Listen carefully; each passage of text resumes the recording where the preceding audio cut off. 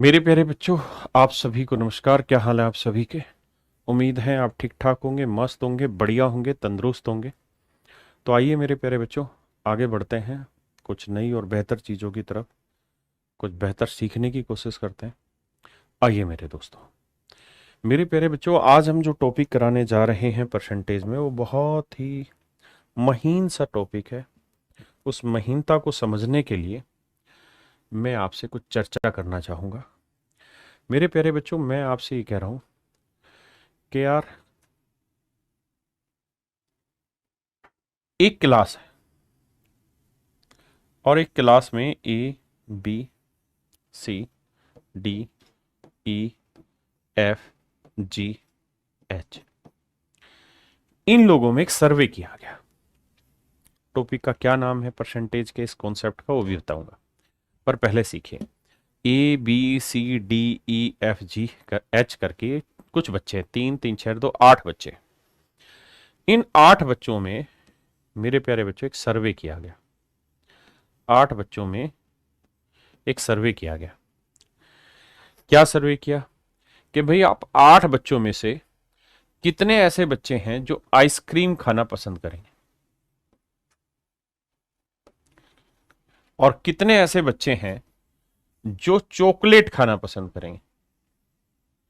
कितने बच्चे आइसक्रीम खाना पसंद करेंगे मेरे प्यारे बच्चों, और कितने बच्चे चॉकलेट खाना पसंद करेंगे। जब बात हुई तो पूछा गया कि भाई ये बताओ, कितने बच्चे आइसक्रीम खाना पसंद करेंगे और कितने बच्चे चॉकलेट खाना पसंद करेंगे। तो सवाल ने कहा कि भाई, ए ने कहा मैं आइसक्रीम खाना पसंद करूंगा, बी ने भी, सी ने भी, डी ने भी, ई ने भी, और एफ ने भी कहा, या ई ने भी कहा कि भाई मैं आइसक्रीम खाना पसंद करूंगा। लेकिन एफ, जी और एच, ये ऐसे भाई थे जिन्होंने कहा हम चॉकलेट खाना पसंद करेंगे। अब मेरे भाई, 8 बच्चों में ये सर्वे होने लग रहा था, तो बहुत सारे बच्चों ने कहा आइसक्रीम और बाकी बच्चों ने कहा चॉकलेट खाना पसंद करेंगे। अब मान लीजिए मैं हूं अधिकारी और मैंने आपको कहा कि यार, मुझे ये जो चॉइसेस बच्चों की आपने पता करके बताई है, मुझे जरा इसका ग्राफिकल रिप्रेजेंटेशन करके बताओ क्या है क्या नहीं। तो मैं कहूंगा कि सर देखो, ऐसा है, ये तो हैं वो बच्चे जो आइसक्रीम खा रहे हैं, ये तो वो बच्चे हैं जो आइसक्रीम खा रहे हैं, ठीक है जी। और सर जी, ये एक दूसरा ग्रुप बना दिया जो चॉकलेट खा रहा है। कर दिया जी ग्राफिकल रिप्रेजेंटेशन। भाई मैंने 2 सर्कल बना दिए। ये सर्कल मैंने कहा कि आइसक्रीम खाने वाले बच्चों को रिप्रेजेंट कर रहा है, ये सर्कल मेरे भाई चॉकलेट खाने वाले बच्चों को रिप्रेजेंट कर रहा है। आपने कहा ठीक है। अधिकारी तेज था, अधिकारी ने कहा कि अच्छा चल ठीक है। अब मैं ये कह रहा हूं कि भाई, जो सी है वो ऐसा लड़का है जो चॉकलेट भी पसंद कर रहा है और आइसक्रीम भी पसंद कर रहा है। अब इसे जरा रिप्रेजेंट करके दिखाओ, ग्राफिकली कैसे रिप्रेजेंट करोगे। तो अगर आप फिर से वही काम करने की सोच रहे हैं कि भैया, ये वो बच्चे हो गए जो आइसक्रीम पसंद कर रहे हैं और ये वो बच्चे हो गए जो चॉकलेट पसंद कर रहे हैं, तो सर ये रिप्रेजेंटेशन सही नहीं हुआ। ये रिप्रेजेंटेशन सही नहीं हुआ। कुल मिला के सी कोई 2 बच्चा थोड़ी है, एक ही आदमी का नाम है। तो एक ही आदमी का नाम है तो यहां और यहां कैसे हो सकता है? ये संभव ही नहीं है। तो फिर क्या सही तरीका होगा? तो सर सही तरीका ये होगा कि भैया, ये वो बच्चे हैं जो जिन्हें चॉकलेट पसंद है, और ये वो बच्चे हैं जिन्हें आइसक्रीम पसंद है। ये आइसक्रीम पसंद वाले बच्चे हैं, ये चॉकलेट पसंद वाले बच्चे हैं। तो ये दोनों आपस में जहां मिल रहे हैं, ये कौन सी पसंद के बच्चे हैं? ये वो बच्चे हैं जिन्हें चॉकलेट और आइसक्रीम दोनों पसंद है। यानी ए, बी, डी और ई, ये मेरे प्यारे बच्चों उन बच्चों की संख्या है जिन्हें आइसक्रीम पसंद है। एफ, जी, सी उन बच्चों की संख्या है जिन्हें चॉकलेट पसंद है। एफ, जी, एच, सॉरी, उन बच्चों की संख्या है जिन्हें चॉकलेट पसंद है। और मेरे बच्चे, ये वो बच्चे हैं जिन्हें चॉकलेट और आइसक्रीम दोनों पसंद है। चॉकलेट और आइसक्रीम दोनों पसंद है। क्योंकि ये जो सी ग्रुप है ये ऐसा ग्रुप है जो इसको भी रिप्रेजेंट कर रहा है, यानी आइसक्रीम वाली कॉलम में भी है और चॉकलेट वाले कॉलम में भी है। दूसरी बड़ी और अच्छी समझदार वाली बात सीखने की कोशिश करते हैं क्या, कि मेरे बच्चों अब जरा गौर फरमा के बताइए कि ये वाला जो डाटा है, ये वाला, फिर ये डाटा किसको रिप्रेजेंट कर रहा है? ये जो सफेद रंग का पेन आपने चलता हुआ दिखाई दे रहा है आपको, फिर ये कौन से डाटा को रिप्रेजेंट कर रहा है? ए बी डी ई कौन से आंकड़े को प्रस्तुत कर रहा है? तो सर फिर आपको ये कहना होगा कि ए बी डी ई जो है वो रिप्रेजेंट कर रहा है उन बच्चों को जिनको केवल आइसक्रीम पसंद है, only ice cream, only ice cream, only ice cream, जिन्हें केवल आइसक्रीम पसंद है उन बच्चों को रिप्रेजेंट कर रहा है। तो जिनको आइसक्रीम पसंद है वो कौन कौन से? A B D E. और मेरे बच्चों ये बताइए ये कौन से बच्चे हैं जिनको ये बैंगनी या पिंक कलर में समेटा है मैंने? तो आप कहेंगे सर ये बच्चे हैं वो जिनको केवल चॉकलेट पसंद है, ओनली चॉकलेट पसंद है।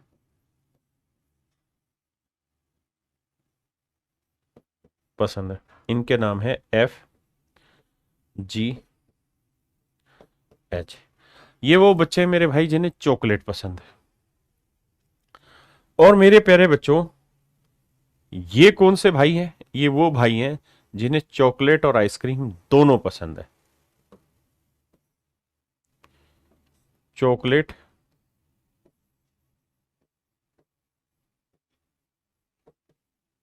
And ice cream both.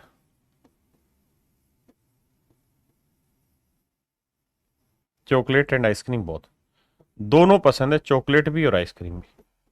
तो इनकी संख्या सी, इनकी संख्या सी।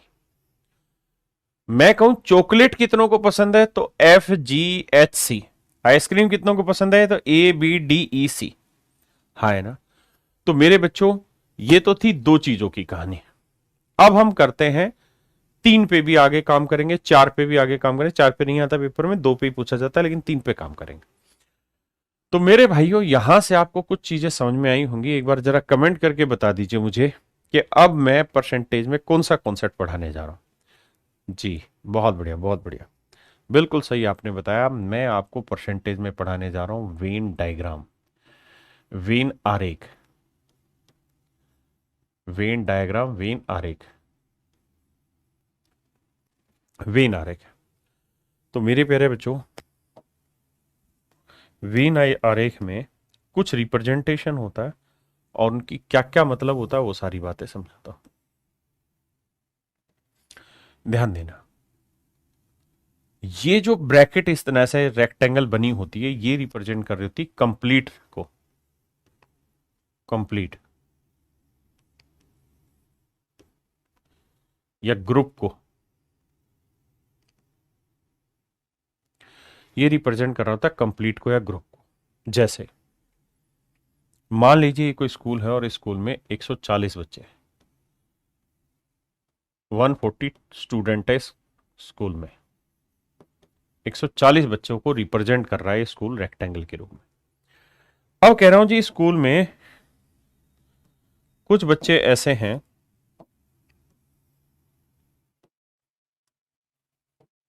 कुछ बच्चे ऐसे हैं जिनको क्रिकेट खेलना पसंद है, जिनको क्रिकेट खेलना पसंद है। मान लीजिए 80 बच्चे वो हैं जिन्हें क्रिकेट खेलना पसंद है। कुछ भाई ऐसे हैं जिनको हॉकी खेलना पसंद है, कुछ भाई ऐसे हैं जिन्हें हॉकी खेलना पसंद है। मान लीजिए 60 बच्चे वो हैं जिन्हें हॉकी खेलना पसंद है। हाँ जी। और 40 बच्चे मेरे प्यारे बच्चों वो हैं जिन्हें क्रिकेट और हॉकी दोनों गेम खेलना पसंद है। लाइक क्रिकेट, आराम से समझो धीरे धीरे। क्रिकेट कितने बच्चे लाइक करते हैं? 80। लाइक हॉकी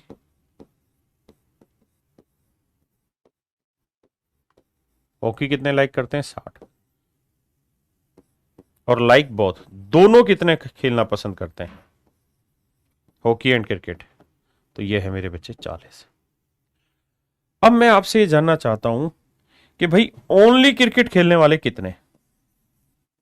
ओनली क्रिकेट खेलने वाले बच्चे कितने? क्रिकेट खेलने वाले बच्चे कितने?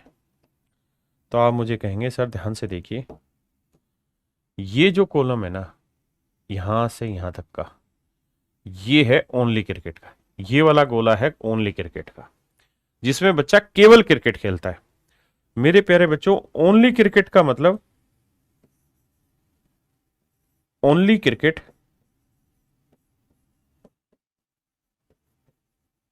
नॉट हॉकी, यानी वो बच्चे जिन्हें केवल क्रिकेट पसंद है, हॉकी पसंद नहीं है। ये वो अर्थ है इसका। ओनली क्रिकेट का मतलब ओनली क्रिकेट नॉट हॉकी, यानी केवल क्रिकेट खेलते हॉकी पसंद नहीं करते। तो मेरे प्यारे बच्चों, ये वाली संख्या होगी। अब आप ये बात खूबसूरती से जानते हैं कि सर ये टोटल कितना है? 80।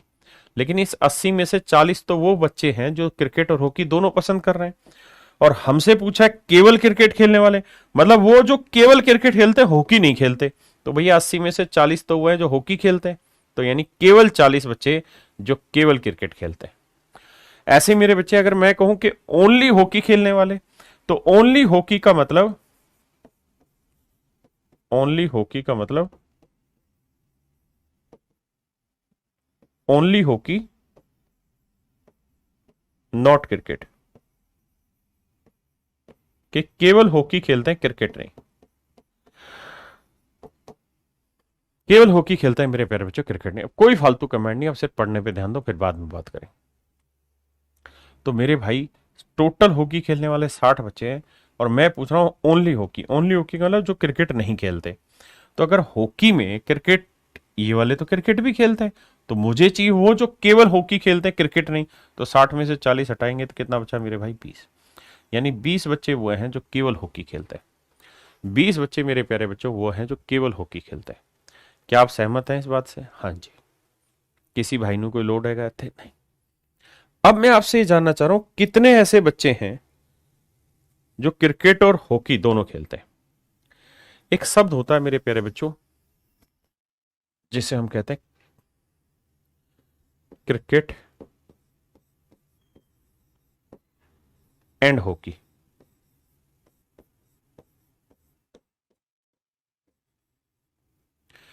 इस एंड शब्द का मतलब होता है वेन डायग्राम में इंटरसेक्शन। इंटरसेक्शन, इंटरसेक्शन को और साधारण शब्दों में कहें तो कॉमन, और साधारण शब्दों में कहें तो उभयनिष्ठ। उभयनिष्ठ, उभयनिष्ठ, यानी वो बच्चे जो क्रिकेट और हॉकी दोनों में जुड़े हुए हैं, वो बच्चे हैं 40, यानी जो दोनों में कॉमन है।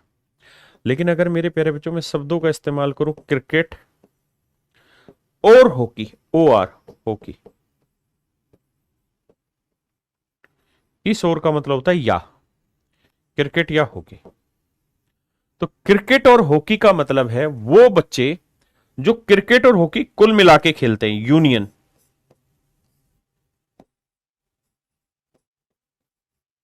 यूनियन, यूनियन का मतलब होता है कुल मिला के जो खेलते हैं। तो क्रिकेट और हॉकी में वो सारे बच्चे आएंगे जो केवल क्रिकेट खेलते हैं, 40, यानी ओनली क्रिकेट,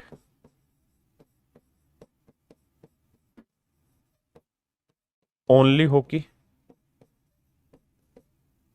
और ओनली हॉकी हो गया, और क्रिकेट एंड हॉकी बोथ।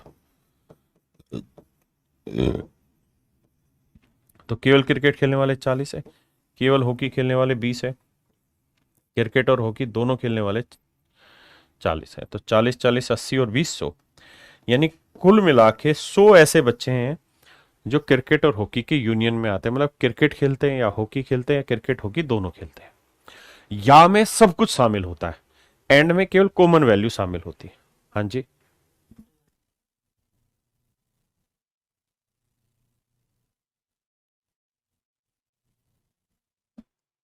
ठीक है मेरे भाई, किसी भाई ने कोई लोड आएगा थे 10 कोई दिक्कत आएगी तो। अब देखिए मेरे प्यारे बच्चों, अब कहानी को आगे बढ़ाते हैं, अगर आपको ये बात समझ आ गई है तो। अब मैं ये पूछूं कि ऐसे कितने बच्चे हैं, ऐसे कितने बच्चे हैं जो ना क्रिकेट खेलते हैं ना हॉकी।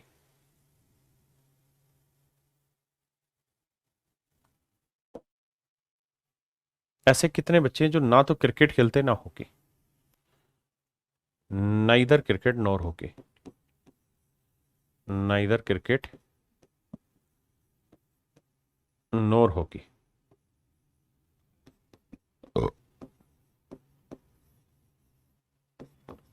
ना क्रिकेट ना हॉकी, ना हॉकी, ना क्रिकेट ना हॉकी, कितने ऐसे बच्चे हैं?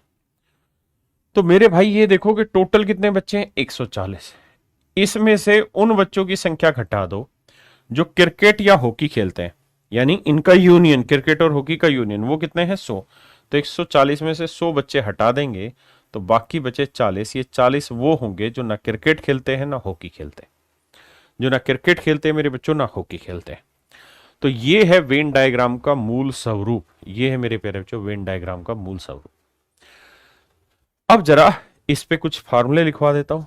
मेरे प्यारे बच्चों आपको ऐसे दे रखा होगा भाई, कुछ बच्चे क्रिकेट खेलते हैं, कुछ बच्चे हॉकी खेलते हैं। देखिए एनसी का मतलब होता है नंबर ऑफ प्लेयर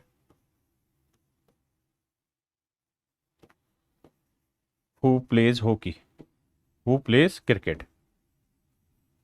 क्रिकेट वो खिलाड़ी जो क्रिकेट खेलते हैं। एनएच का मतलब हुआ number of player who plays hockey, जो हॉकी खेलते हैं। ऐसे मेरे बच्चों एक शब्द रहता है हॉकी एंड क्रिकेट, इसका मतलब होता है कॉमन।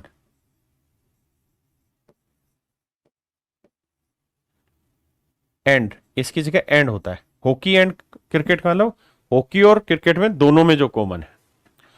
तो ये रहता है, इसका मतलब है number of player who plays both game, who plays both, जो दोनों गेम खेलते हैं। और मेरे प्यारे बच्चों एक होता है हॉकी यूनियन क्रिकेट, इस उल्टे साइन को इंटरसेक्शन लिखते हैं, उल्टे यू को इंटरसेक्शन माने कॉमन, और मेरे प्यारे बच्चे इसको लिखते हैं यूनियन, जो अभी अर्थ बताया। यूनियन का मतलब है नंबर ऑफ प्लेयर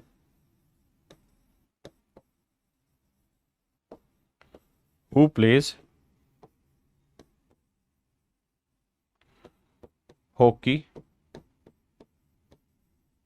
और क्रिकेट, हु प्लेज हॉकी और क्रिकेट।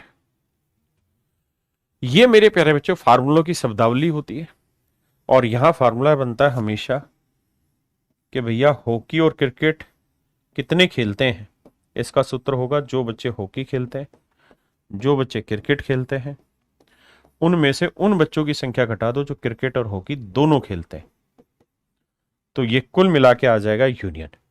जैसे इस सवाल में अगर हम बात करें तो उन बच्चों की संख्या बताइए जो मेरे प्यारे बच्चों क्रिकेट खेलते हैं, 80, 80। उन बच्चों की संख्या बताइए जो हॉकी खेलते हैं, 60। 80 और 60 जोड़ दिया। अब इसमें से उन बच्चों की संख्या घटा दो जो दोनों गेम खेलते हैं। तो 80 और 60 140 में 40 गया 100। तो यानी 100 बच्चे ऐसे हैं जो या तो क्रिकेट खेलते हैं या फिर हॉकी खेलते हैं, या तो मेरे प्यारे बच्चों क्रिकेट खेलते हैं या फिर हॉकी खेलते हैं। बहुत ध्यान से सुनो, मुझे पता है बहुतों को समझ नहीं आ रहा, लेकिन धीरे धीरे सीखने की कोशिश करो, भागने की कोशिश ना करो। तो अगर कोई आपसे पूछे कि भाई कुल मिला के कितने बच्चे हॉकी और क्रिकेट खेल रहे हैं, तो इसका मतलब होगा कि इन दोनों के जोड़ में से ये घटा देना। क्यों घटा देना, इस पॉइंट को भी समझने की कोशिश करना। देखो यार ध्यान से, भाई हॉकी और क्रिकेट कुल मिला के कितने खेलते हैं, तो ये सारा डाटा है, ये ओनली क्रिकेट, ये क्रिकेट, ये केवल हॉकी। तो ये सारा जो डाटा है ये बेसिकली रिप्रेजेंट करेगा क्रिकेट और हॉकी मिला के खेलने वाले। अब कहानी क्या होती है कि एक ये वाला जो आंकड़ा है ना, ये जो कॉमन वाला, एक बार तो जुड़ना ही चाहिए इसके अंदर, लेकिन दूसरी बार ये बाकी का हिस्सा लेना चाहिए, यानी ये वाला हिस्सा नहीं लेना चाहिए। तो जब हम इन्हें जोड़ते हैं ना, तो ये जो कॉमन वाला हिस्सा है 40, ये 60 के अंदर भी मौजूद है और इस 80 के अंदर भी मौजूद है, तो एक बार तो इसे शामिल करना चाहिए, लेकिन दूसरी बार 60 में ये शामिल नहीं करना क्योंकि ये ऑलरेडी हो चुका है। तो दूसरी बार टोटल निकालने के लिए हमें ये वाला हिस्सा चाहिए। यानी अगर आपसे पूछा जाए कि ए यूनियन बी किसे रिप्रेजेंट करेगा, तो इस चीज को रिप्रेजेंट करेगा, इस चीज को रिप्रेजेंट करेगा मेरे बच्चे, है ना। और अगर इस चीज को रिप्रेजेंट करेगा तो एक बार आप पूरा ले लीजिए, दूसरी बार केवल इतना ले लीजिए। तो होता क्या है कि जब आप इन दोनों को जोड़ोगे तो 40 एक बार इसमें भी है और 40 इसमें भी है, तो बेटर तरीका ये कि इन दोनों को जोड़ो, इसमें से कॉमन हटा दो, तो आ जाएगा आपके पास टोटल नंबर ऑफ स्टूडेंट। आइए मेरे बच्चे, अब इन पे धीरे धीरे सवाल उठाने शुरू करते हैं। पहला क्वेश्चन देखिए, कह रहे इस परीक्षा में 35% छात्र गणित में फेल हुए, यानी number of student who fail in math is 35%। 25% छात्र इंग्लिश में फेल हुए, number of student who fail in English 25%। और कह रहा है जी दोनों विषयों में, यानी मैथ और इंग्लिश दोनों विषयों में जो फेल हुए हैं वो है मेरे बच्चे 10%। तो मैं आपसे जानना चाह रहा हूं कि भाई उन बच्चों की संख्या बताओ जो मैथ और इंग्लिश में कुल मिला के, यानी मैथ और इंग्लिश, यानी इनका यूनियन बताओ कि कुल मिला के बच्चे कितने हैं जो मैथ और इंग्लिश में फेल हुए हैं। तो इसका फार्मूला होगा मैथ में फेल होने वाले, इंग्लिश में फेल होने वाले, माइनस में मैथ और इंग्लिश में इंटरसेक्शन। तो मेरे प्यारे बच्चों, मैथ में फेल होने वाले 35 है, इंग्लिश में फेल होने वाले 25 है, दोनों में फेल होने वाले 10 है। 35 और 25, 3 2 5 60, 60% में से 10% घटाएंगे मेरे बच्चों, आंसर है 50%। यानी मेरे प्यारे बच्चों 50% बच्चे ऐसे हैं जो मैथ और इंग्लिश दोनों में कुल मिला के फेल हुए। तो सवाल में ये कह रहा है कि भाई टोटल बच्चे कुछ नहीं तो 100% ही लेंगे, क्योंकि परसेंट है तो 100% लेंगे। इसमें से 50% बच्चे वो हैं जो मैथ या इंग्लिश में फेल हुए हैं। तो बाकी कौन से बच्चे होंगे? बाकी वो बच्चे होंगे जो ना मैथ में फेल हुए होंगे ना इंग्लिश में फेल हुए, मतलब 100 में 50 गया 50। तो बाकी 50% बच्चे वो होंगे जो मैथ और इंग्लिश दोनों में पास हुए। मेरे प्यारे बच्चों, ये तो तरीका है इस सवाल को सोल्व करने का फार्मूले से। अब हम चर्चा करते हैं इस सवाल को वेन डायग्राम से कैसे सोल्व किया जाए, क्योंकि हमें धीरे धीरे दोनों ही चीजों पे पकड़ बनानी है। और छोटे सवालों में वेन डायग्राम बहुत काम करेगा, बड़े सवालों में फार्मूला भी काम आ जाता है। देखिए जी, दो चीजें, तो एक मान लो मेरे प्यारे बच्चों मैथ में फेल होने वाले 35% है, एक मान लो इंग्लिश में फेल होने वाले 25% है, और मेरे प्यारे बच्चों दोनों में फेल होने वाले 10%। तो कुल मिला के कितने फेल हुए हैं मैथ या इंग्लिश में? तो उसका तरीका है 35 और 25 का जोड़ करोगे 60, 60 में से 10 हटा दो तो आंसर आएगा 50। यानी 50% भाई ऐसे बच्चे हैं जो मैथ या इंग्लिश में फेल हुए। तो 100 में से 50% हटा देंगे तो बाकी 50% कौन से होंगे? वो होंगे जो दोनों में पास हुए। अगर पूछे केवल मैथ में कितने फेल हुए, तो 35 में 10 गया 25%। केवल इंग्लिश में कितने फेल हुए? 25 में 10 गया 15%। So these are your answer my dear. आइए भाई, कहते हैं एक परीक्षा में 65% छात्र गणित में पास हुए, 48% छात्र भौतिकी में। देखिए यार, दो गोले बनाएंगे।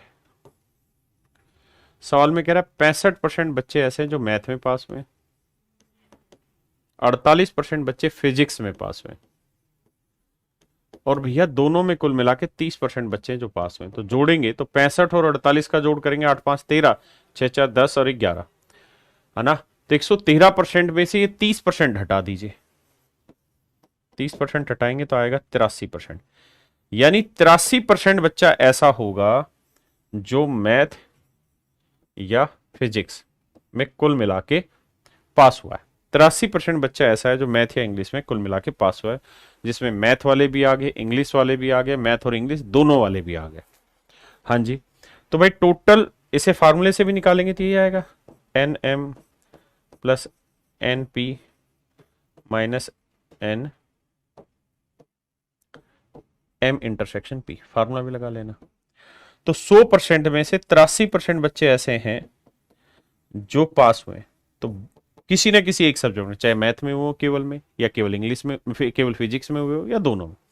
तो बाकी 17% कौन होंगे? बाकी 17% वो बच्चे होंगे जो मैथ फिजिक्स दोनों में पास हुए। तो ऑप्शन ए। कहता है जी एक विद्यालय में 50% छात्र क्रिकेट खेलते हैं, 50% बच्चे क्रिकेट खेलते हैं, और मेरे नन्हे मुन्ने बच्चों कह रहा है 40% बच्चे फुटबॉल खेलते हैं, 40% बच्चे फुटबॉल खेलते हैं। 10% मेरे भाइयों बच्चे ऐसे हैं जो क्रिकेट और फुटबॉल दोनों खेलते हैं, 10% बच्चे ऐसे हैं जो क्रिकेट फुटबॉल दोनों खेलते हैं। मैं जानना चाह रहा हूं कि उन बच्चों की संख्या बताओ जो क्रिकेट या फुटबॉल खेलते हैं, मतलब इनका यूनियन बताओ। तो क्या तरीका होगा? 50 और 40 90, 90 में से 10 घटाएंगे 80, यानी 80% बच्चे ऐसे हैं जो कोई ना कोई गेम खेलते हैं। Either they will play cricket, मतलब ओनली क्रिकेट और ओनली फुटबॉल, और क्रिकेट फुटबॉल बहुत है। 80% है, तो टोटल बच्चे कितने हैं? 100%। जब भी परसेंटेज की कहानी हो तो कुल मिला के बच्चे 100% है।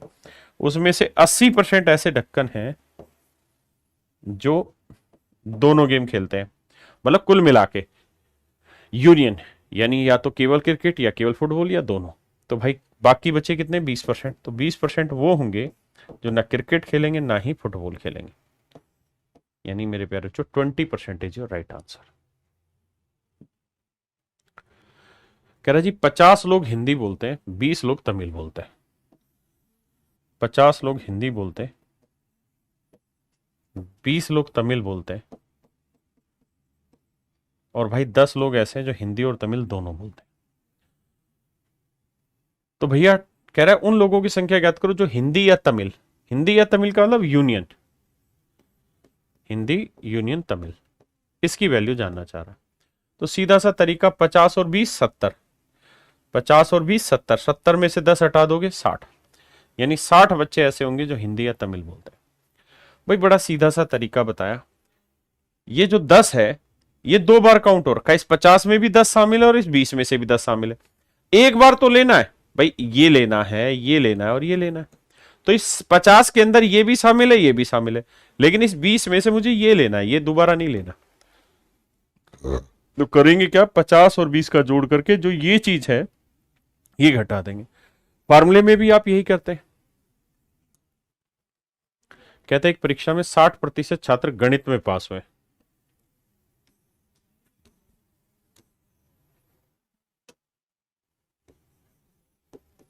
60% बच्चे मैथ में पास हुए, 55% बच्चे अंग्रेजी में इंग्लिश में पास हुए।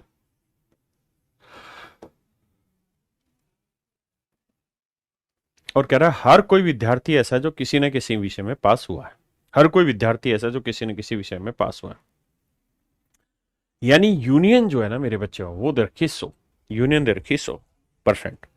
कह रहा है हर बच्चा किसी न किसी सब्जेक्ट में पास हुआ है। तो फार्मूला होता है मैथ और इंग्लिश है, तो number of student math union English, number of student pass in math, number of student who pass in English, minus number of student who pass in math and English intersection.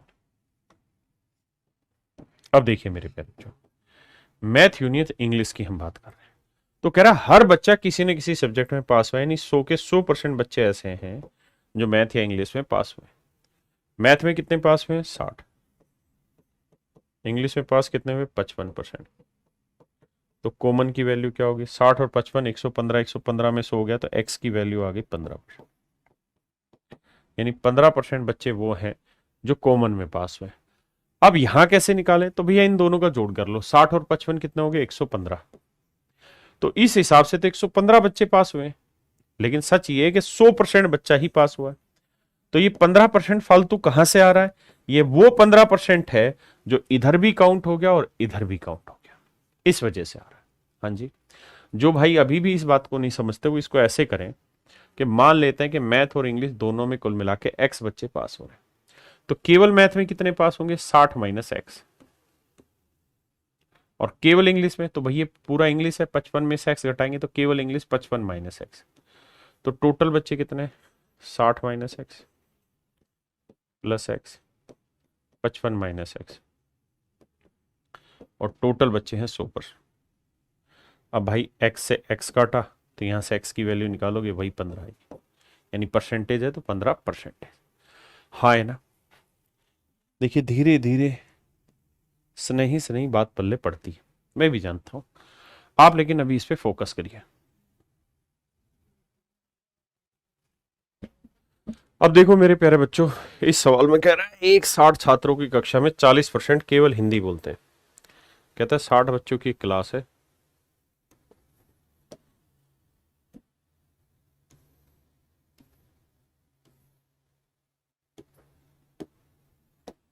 कहता है जी 60 बच्चों की total एक class है, इसमें 40% केवल हिंदी बोलते हैं, ओनली हिंदी वाले 40% है, 25% केवल इंग्लिश बोलते हैं। और कह रहा है बाकी बच्चे ऐसे जो दोनों भाषा बोल सकते हैं, तो कितने छात्र ऐसे जो इंग्लिश बोल सकते हैं। तो मेरे प्यारे बच्चों ऐसे समझो, अब देखो जो फार्मूला है ना, हमारा फार्मूला है भाई, जैसे क्या क्या है इसमें, हिंदी और दूसरा इंग्लिश, तो हिंदी यूनियन इंग्लिश, ये बराबर होगा Hindi English, Hindi intersection English. अब आप देखेंगे कि इसमें कोई सा भी फार्मूला ऐसा नहीं था जिसमें हम ये कह दें कि ओनली हिंदी या ओनली इंग्लिश का है। ये कंप्लीट हिंदी का, ये कंप्लीट इंग्लिश का, और ये दोनों का कॉमन है। तो ये सवाल फार्मूले से फंस जाएगा, इसलिए मैंने वेन डायग्राम पढ़ाया। फंस नहीं जाएगा, बोला हो तो उससे भी जाएगा, लेकिन क्यों परेशान हुआ जाए। ये सवाल ऐसा है जिसमें थोड़ी सी मेहनत अगर आप इस पे कर दोगे तो वेन डायग्राम से जल्दी निकल जाएगा। अब आपको सिर्फ ये सोचना है कि भाई टोटल है बच्चे 100%, ये बच्चे हैं 25%, ये बच्चे हैं 40%, तो 40 और 25 कितने हो गए, 65%। तो 100 में से मेरे प्यारे बच्चों 65% घटा दोगे तो बच्चे कितने, 35%। यानी इसका मतलब ये हुआ मेरे भाई 35% बच्चे ऐसे हैं जो दोनों में कॉमन है। 35% बच्चे मेरे प्यारे बच्चों ऐसे हैं जो दोनों में कॉमन है, यानी हिंदी और इंग्लिश दोनों में कॉमन है। अब मैं आपसे सवाल में ये पूछना चाहता हूं कि भाई हिंदी कितने बच्चे पढ़े हैं या इंग्लिश कितने बच्चे बोलते हैं। तो इंग्लिश कितने बच्चे बोल रहे हैं, ये अब आपके लिए आसान है। कैसे, टोटल जोड़ोगे तो 25 और 35 का जोड़ कितना हुआ, 50। तो 50% मेरे प्यारे बच्चों हिंदी ना इंग्लिश बच्चे बोलते हैं। 35 और 25 कितना हुआ, 50 नहीं 60%, सॉरी माफ करना, यानी 60% बच्चे ऐसे हैं मेरे भाई। हाँ जी रोहित, 60% बच्चे ऐसे हैं जो आपके इंग्लिश बोलते हैं। लेकिन वो नहीं कह रहा कितने परसेंट, कह रहा कितने बच्चे। तो भाई टोटल बच्चे कितने हैं, 60, तो 60 का 60% निकालो, तो मेरे भाई आया 36। यानी 36 बच्चे ऐसे हैं मेरे प्यारे बच्चों जो अंग्रेजी बोलते हैं। केवल अंग्रेजी नहीं, अंग्रेजी बोलते हैं। मैं कहूं हिंदी कितने बोलते हैं, तो 40 और 35, 75% हिंदी बोलते हैं। हाँ जी, समझे भाई मेरी बात।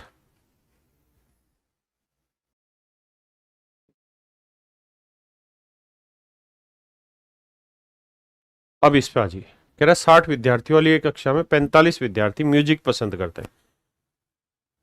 देखो जी 45 विद्यार्थी म्यूजिक पसंद करते हैं, और मेरे बच्चे 50 विद्यार्थी डांस पसंद करते हैं। 50 विद्यार्थी डांस पसंद करते हैं, 5 विद्यार्थी कुछ भी पसंद नहीं करते। यानी टोटल बच्चे हैं 60, टोटल बच्चे हैं 60। हाँ जी, उसमें से 5 बच्चे ऐसे जो कुछ भी पसंद नहीं करते, तो मतलब डांस या म्यूजिक कुल मिला के 55 पसंद करते हैं। यानी N music union dance, music या डांस में जो कुल मिला के संख्या है वो 55 है। तो अगर मेरे भाई इसको फार्मूले से पढ़ना चाहो तो आप फार्मूला लिखोगे N music union dance, N music and dance minus N music intersection dance. तो देखो म्यूजिक यूनियन डांस है कितने मेरे भाई, 55।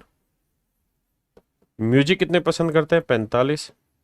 डांस कितने पसंद करते हैं, 50, माइनस म्यूजिक यूनियन डांस, ये कितने हुए मेरे भाई, ये हमें निकालना है। तो मान लो ये वाली वैल्यू x है, तो 50 गया 5, 40, 40 बचा भाई, 40 बचा ना, 95, हाँ तो 40 बचा, ठीक है। तो x की वैल्यू आ गई 40, यानी 40 बच्चे ऐसे हैं जो मेरे बच्चे दोनों चीजों को पसंद करते हैं, म्यूजिक को भी और डांस को भी। हाँ जी, ये तो है डिटेल। अगर मेरे भाई इसको सॉर्ट करना है, अगर मेरे बच्चे इसको सॉर्ट करना है, अगर मेरे बच्चे इसको सॉर्ट करना है, तो आपको ये पता है कि भाई 60 बच्चे थे, 5 इसमें से कुछ भी पसंद नहीं करते थे, यानी 55 ही बच्चे हैं टोटल कुल मिला के। यहां देखे तो कितने बच्चे हो गए, 50 जमा 45, तो ये हो गए भाई 95 बच्चे, जबकि एक्चुअल में तो 55 ही बच्चे। तो ये 95 क्यों आ रहे हैं, यानी 40 ज्यादा क्यों आ रहे हैं? इसलिए क्योंकि 40 एक ऐसा आंकड़ा होगा जो इसमें भी जोड़ दिया और इसमें भी जोड़ दिया, जबकि एक ही बार जोड़ना था, 2 बार नहीं। क्यों? क्योंकि एक बार ये जोड़ दिया, तो अगली बार जो आंकड़ा लेना था ना, वो लेना था जिसके अंदर 40 नहीं है, ये वाला, ये वाला। तो 40 को 2 बार जोड़ दिया, इस 50 में 40 भी, जबकि एक ही बार लेना था, तो एक बार वाला घटा दिया, आंसर आ गया। तो यानी 40 बच्चे ऐसे हैं जो दोनों गेम पसंद, मतलब गेम कह रहा हूं बे, म्यूजिक और डांस पसंद करते हैं। करिए बाबू, ए बाबू मुशाय। कहता है गांव में 60% परिवारों में प्रत्येक के पास एक गाय। कहता है 60% परिवार ऐसे हैं जिनके पास, हर एक के पास गाय है।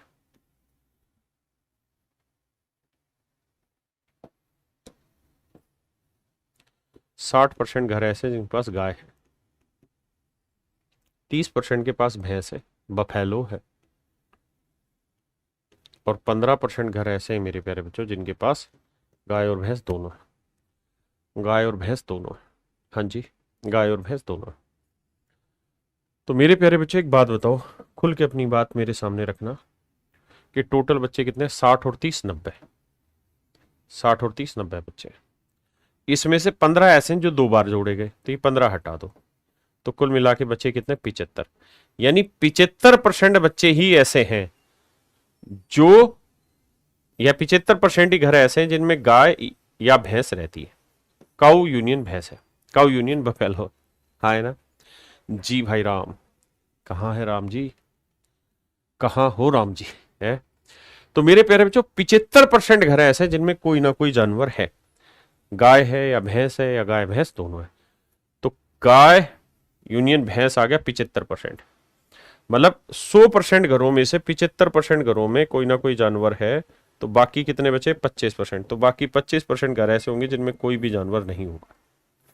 मतलब टोटल घर कितने इधर रखे? 96। सर हाईलाइट करके दिखा दिया करो ताकि नजर पड़ जाए। सवाल में कहा था कुल मिला के 96 घर है।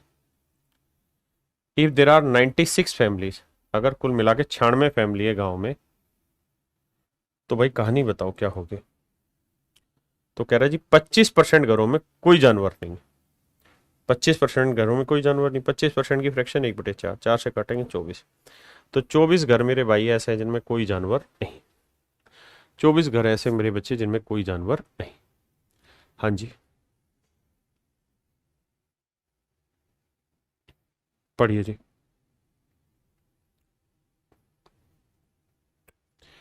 तक थई थई थई था, तक थई थई तक थई था।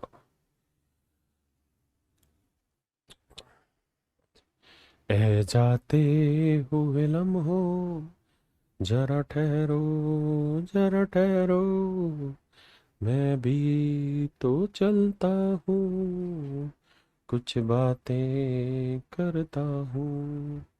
नन्हे मुन्ने भाइयों, अब आपकी बारी है। देखिए, फालतू कमेंट ना करो, सीधा सवाल पे आंसर निकाल के लाओ। कहते हैं एक परीक्षा में 67% छात्र गणित में पास हुए, 53% अंग्रेजी में पास हुए, 25% दोनों में पास हुए।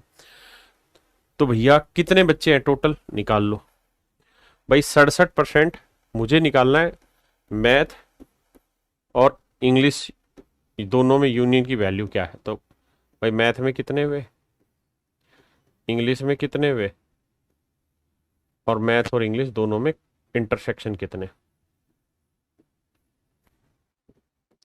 तो मैथ में मेरे प्यारे बच्चों 67%, इंग्लिश में मेरे बच्चे 53%, मैथ और इंग्लिश दोनों में है 25%। तो ये आएगा 7 3 10, 6 5 11 1 12 -25, 95। यानी 95% बच्चे ही कुल मिला के कहानी कर रहे हैं। मैथ या इंग्लिश में 95% ही यूनियन में बच्चे हैं। यानी मैथ और इंग्लिश से पास होने वाले टोटल बच्चे 95। हमने भी डायरेक्ट वेन डायग्राम में यही सीखा है भाई, मैथ में 67 है, उसमें 53 है, तो टोटल बच्चे हो गए 120। इसमें से 25% ऐसे बच्चे जो दोनों में पास है, तो वो एक बार घटा दो, तो 95% बच्चे आ गए मेरे भाई कुल मिला के। तो टोटल 100% बच्चे होते हैं। आप कहेंगे हाँ, तो 100 में से 95% वो है जो किसी न किसी में पास हुए, तो बाकी कितने बचे 5%। तो 5% वो बच्चे हैं जो दोनों सब्जेक्टों में पास हुए, फेल हुए होंगे, क्योंकि 95% में वो बच्चे हैं जो मैथ में पास हुए या इंग्लिश में पास हुए या दोनों में पास हुए, दोनों शामिल है। तो बाकी 5% कौन से होंगे जो किसी में पास नहीं हुए, और किसी में पास नहीं हुए तो मतलब फेल हुए। तो 5% बच्चे टोटल बच्चों का कुल मिला के फेल हुए। 5% की फ्रैक्शन 1/20, मतलब अगर टोटल स्टूडेंट 20 है, अगर मेरे भाई टोटल स्टूडेंट 20 है, तो 1 यूनिट बच्चा कुल मिला के फेल हो गया दोनों, जबकि कह रहा है 200 बच्चे दोनों में फेल हुए, तो 1 यूनिट 200 बच्चे हैं, तो भैया 20 यूनिट की वैल्यू कितनी, 20 गुना 200, उत्तर आएगा 4000 है। पूछी नहीं। अच्छा, कितने छात्र गणित में पास हुए, माफ करना। तो अच्छा 20 यूनिट की वैल्यू कितनी बनी, 200, 4000। यानी अगर आपसे सवाल में ये पूछा जाए ना कि भाई टोटल बच्चे कितने, तो आपका जवाब होगा टोटल स्टूडेंट जो है सर, टोटल स्टूडेंट है कितने सर, 4000। लेकिन वो सवाल कुछ और पूछ रहा है, वो आसान सी बात पूछ रहा है। वो कह रहा है कि भाई जो दोनों में फेल हुए कितने बच्चे हैं, 5%। तो यानी 5% की वैसे वैल्यू 200 है, तो मेरे बच्चे 1% की वैल्यू 200/5 यानी 40 बच्चे आ गए। तो कह रहा हूं उन छात्रों की संख्या ज्ञात करो जो गणित में पास है, लेकिन केवल गणित में पास है, केवल गणित में पास है। तो मेरे बच्चे तो मैथ में कितने पास है, 67। इस 67 में से 25 बच्चे वो भी तो है जो मैथ और इंग्लिश दोनों में पास है, तो भैया 67 में से 25 घटा दो, तो 7 में 5 गया 2, 6 में 2 गया 4, तो 42% बच्चे ऐसे हैं जो केवल मैथ में पास है।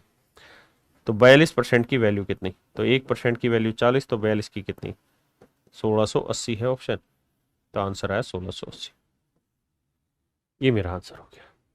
जिन भाइयों को पल्ले कम पड़ा है उनको दोबारा से इस कहानी को समझा देता हूं वेन डायग्राम बना के भी, कि इतना उदास ना हो।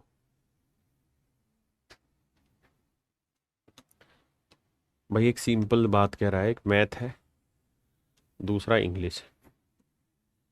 मैथ में 67% बच्चे पास हो रखे, इंग्लिश में भाई 53%, दोनों में हो रहे 25%।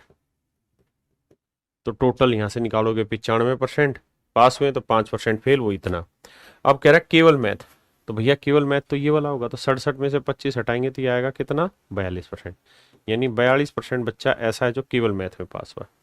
तो 1% 40 है, तो 42% की value 1680। That would be my dear student is your right answer. हाँ है ना, ये मेरे प्यारे बच्चों मेरा आंसर।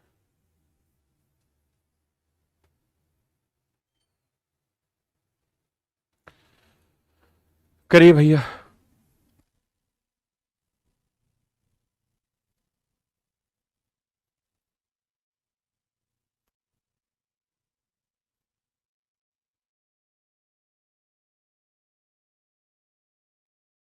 आइए मेरे प्यारे बच्चों, कह रहा है कि एक परीक्षा में 48% छात्र हिंदी में,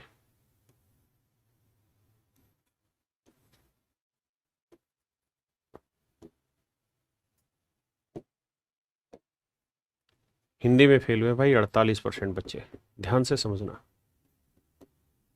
32% छात्र हिस्ट्री में फेल हुए, हिस्ट्री में 32% बच्चे फेल हुए, ई से डिनोट कर देते इतिहास को।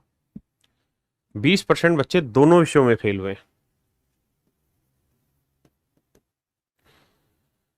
तो दोनों विषयों में पास हुए की संख्या इतनी, तो कुल छात्रों की संख्या कितनी है, तो भाई ये देखो 48 और 32 का जोड़ करेंगे 80, 80 में से 20 घटाया 60, यानी टोटल कुल मिला के 60% बच्चा है जो दोनों ही मतलब कुल मिला के फेल हुआ है। किस किस में, हिंदी यूनियन इतिहास में 60% बच्चा है।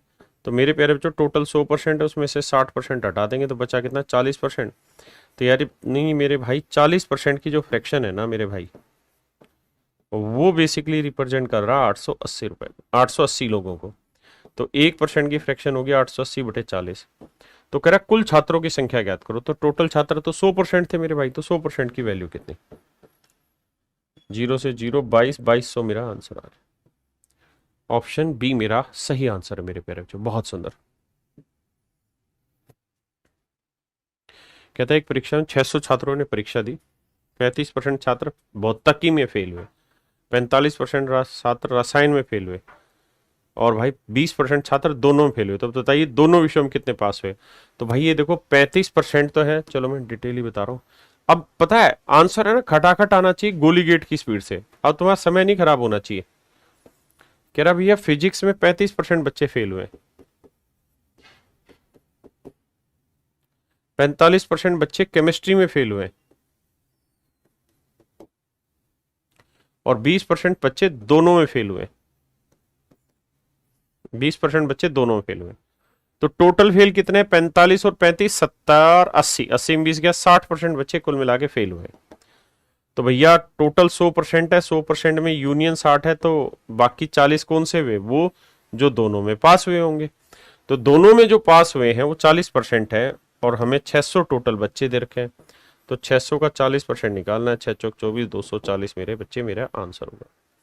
मेरे नन्हे मुन्ने मेरे प्यारे बच्चों, 240 is your right answer, 240 is your right answer.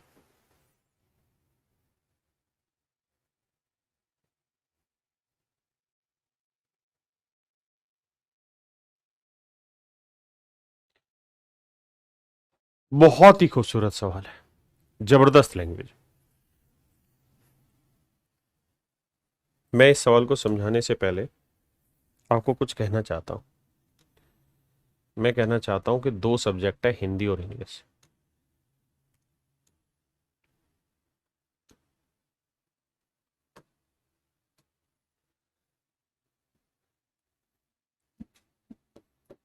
Hindi और इंग्लिश सिर्फ समझने की कोशिश करना। अगर मेरे बच्चे, मैं आपको ये कहूंगे भाई मुझे टोटल बच्चों की संख्या बताओ कितनी है, यूनियन को रिप्रेजेंट करके दिखाओ, तो आप कहेंगे ये यूनियन है सर।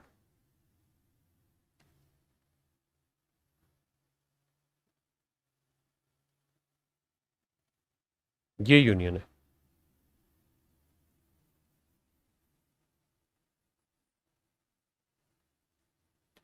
ये मेरे प्यारे बच्चों यूनियन। ये मेरे नन्हे मुन्ने प्यारे बच्चों यूनियन है। ये क्या है? यूनियन है। इस बात को ध्यान रखना। ये रिप्रेजेंट पता है किसे कर रहा है? ये रिप्रेजेंट कर रहा है एन, हिंदी यूनियन इंग्लिश को। ये है वो सारा डाटा जो हिंदी यूनियन इंग्लिश को रिप्रेजेंट कर रहा है। मतलब कंप्लीट है, थोड़ा गैप तो मैंने इसलिए छोड़ा कि लाइन बाहर ना चली जाए। अब मेरे बच्चों मैं कुछ जानना चाहता हूं आपसे, कुछ समझना चाहता हूं, उसकी तरफ दिमाग दौड़ाना। मैं कहूं कि भाई 40 बच्चे ऐसे हैं जो केवल हिंदी में पास हुए। शब्दों को ध्यान से सुना, 40 बच्चे ऐसे हैं जो केवल हिंदी में पास हुए। 20 बच्चे ऐसे हैं जो हिंदी और इंग्लिश दोनों में पास हुए। और यार 25 बच्चे ऐसे हैं जो इंग्लिश में पास हुए। 25 बच्चे ऐसे हैं जो इंग्लिश में पास हुए। हाँ जी, मानते। अब मैं आपसे ये जानना चाहता हूं, ओनली, बड़े शब्दों को ध्यान से समझना, ओनली पास इन हिंदी, केवल हिंदी में पास होने वाले बच्चों की संख्या क्या है? कोई भी डाटा लेके मैंने बात समझा दी आपको। आपने कहा जी 40, केवल हिंदी में पास होने वाले बच्चे हैं 40। ठीक है जी, ओनली पास इन इंग्लिश, केवल इंग्लिश में पास होने वाले। तो आपने कहा सर ये भी बात आसान है, 25 आपने लिखा ही है। अब मैं आपको कहूं टोटल स्टूडेंट कितने, हिंदी में लिखता हूं भाई कुल छात्र कितने। तो आप कहोगे सर कुल छात्र अगर आपको पढ़ने हैं तो आप करो 40 जमा 20 जमा 25, 5 दो 4 2 6 2 8, 85। यानी 85% बच्चे ऐसे हैं, मतलब टोटल कुल मिला के 85 बच्चे मेरे भाई। टोटल कुल मिला के मेरे बच्चे कितने? 85 बच्चे। मेरे नन्हे मुन्ने प्यारे बच्चों, कुल मिला के 85 बच्चे। कितने बच्चे हैं भाई? 85। कुल मिला के मेरे भाई 85 बच्चे हैं, इस बात को ध्यान रखिए। कुल मिला के 85 बच्चे हैं, ठीक है। अब मैं आपसे यही जानना चाहता हूं,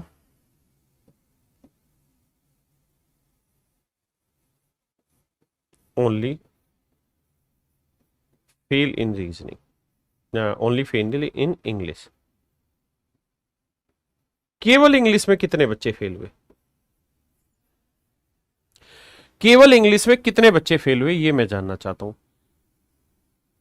केवल इंग्लिश में कितने बच्चे फेल हुए या केवल हिंदी में कितने बच्चे फेल हुए? ओनली फेल इन इंग्लिश, ठीक है। इसका मुझे सोच समझ के उत्तर देना, कोई रट्टबाजी नहीं, कोई तरीका और फालतू नहीं लगाना। तो आप कहोगे सर एक क्लास है, क्लास में कुल मिला के 85 बच्चे हैं। 85 बच्चों में, बहुत ध्यान से मेरे शब्दों को सुनना क्योंकि पूरा निचोड़ यहीं से निकलेगा। इन 85 बच्चों में सर 40 बच्चे ऐसे हैं जो केवल हिंदी में पास हुए। केवल हिंदी में पास हुए 40 बच्चे। मेरे बच्चे बताओ सब्जेक्ट कितने? 2। तो जो बच्चे केवल हिंदी में पास हुए हैं, इसका मतलब इंग्लिश में फेल नहीं हुए। इंग्लिश में फेल नहीं होंगे वो, बोलो। मेरे बच्चे जो केवल हिंदी में पास हुए हैं, क्या इसका मतलब ये नहीं कि वो केवल इंग्लिश में फेल हुए? भाई 2 सब्जेक्ट है, हिंदी और इंग्लिश। सवाल में कह रहा है कि 40 बच्चे ऐसे हैं जो हिंदी में पास हुए, केवल हिंदी में पास हुए 40 बच्चे, यानी 2 सब्जेक्ट थे हिंदी और इंग्लिश। इसमें 40 ऐसे जो केवल हिंदी में पास हुए, यानी इंग्लिश में पास नहीं हुए। इंग्लिश में पास नहीं हुए का मतलब यही तो हुआ कि केवल इंग्लिश में कितने फेल हुए? 40। नहीं, आप यस या नो में कमेंट करके बताओ, मेरी बात समझे नहीं समझे? भाई ये 2 उंगलियां आपके पास है, एक हिंदी एक इंग्लिश। हाँ जी, मेरी बात समझ रहे? मैं कह रहा हूं कि केवल हिंदी में फेल होने वाले बच्चे 40 हैं। तो जो बच्चे केवल हिंदी में फेल हुए हैं, केवल केवल केवल केवल हिंदी में फेल हुए हैं, इसका मतलब वो दूसरे सब्जेक्ट में पास हुए होंगे। दूसरा सब्जेक्ट क्या है? इंग्लिश। तो इसका मतलब केवल हिंदी में फेल होने वाले केवल इंग्लिश में पास होने वाले ही, या मैं कहूं कि केवल हिंदी में पास होने वाले, यानी 2 सब्जेक्ट है केवल इंग्लिश, सॉरी 2 सब्जेक्ट है केवल हिंदी में ही पास हुए, तो इसका मतलब इंग्लिश में फेल हुए।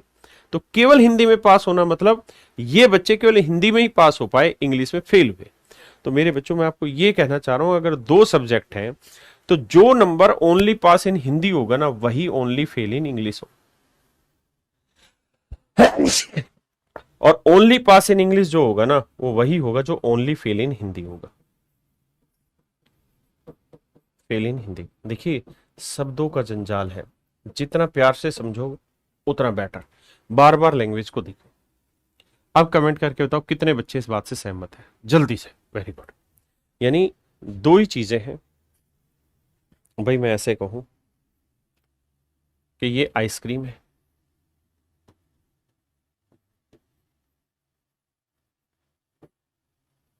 ये बर्गर है। बहुत ध्यान से समझना, ये आइसक्रीम है, ये बर्गर है। 20 बच्चे जिन्होंने केवल आइसक्रीम खाई है, 10 बच्चे ऐसे हैं जिन्होंने दोनों खाए हैं, और 30 बच्चे ऐसे हैं या 15 बच्चे ऐसे हैं जिन्होंने केवल बर्गर खाए। तो मेरे बच्चे ये बताओ कितने ऐसे बच्चे हैं जिन्होंने बर्गर नहीं खाया? कितने? तुम गाली बक देते हो कमेंट में, समझते हो नहीं। कितने बच्चों ने बर्गर नहीं खाया? बर्गर नहीं खाया, नहीं खाया। तो ढक्कनो, एक बात बताओ, मूर्ख हो क्या तो कमेंट मार रहे हो मुझे? इन सब ने बर्गर खाया कि नहीं खाया? आप कहेंगे हाँ सर ये सारे तो बर्गर खा रहे क्योंकि बर्गर वाले गोले में ही है। अगर इन सब ने बर्गर खाया है तो इसका मतलब इन्होंने नहीं खाया क्योंकि बर्गर में है ही नहीं। तो इसका मतलब मेरा आंसर हुआ 20। यानी जिन्होंने बर्गर नहीं खाया उनकी वैल्यू हुई 20।